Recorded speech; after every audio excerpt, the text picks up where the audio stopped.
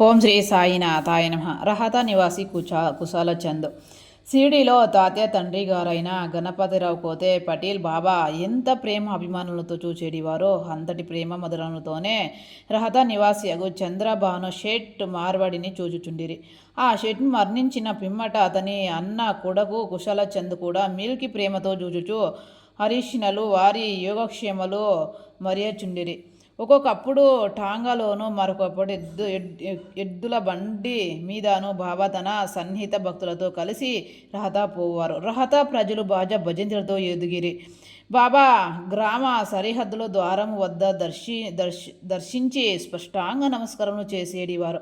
ఆ తర్వాత మహావైభవముగా బాబాను గ్రామంలోనికి సాధారణంగా తీసుకొని వెళ్ళేడివారు.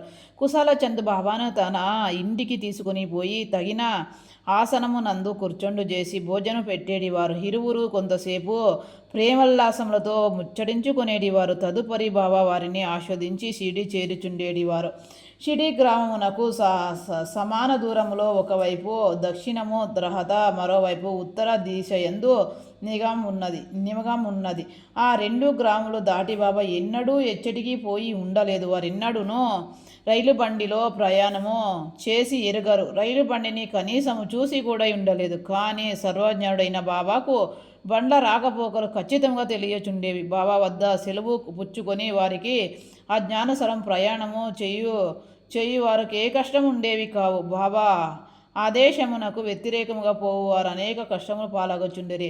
అటువంటి కొన్ని సంఘటనలను మరికొన్ని ఇతరుల విషయంలో రాబోయే అధ్యాయంలో చెప్పేదము. 8వ అధ్యాయం సంపూర్ణం. ఓం శ్రీ సాయినాథార్పణమస్తు. శుభమో భవతు. ధన్యవాదములు.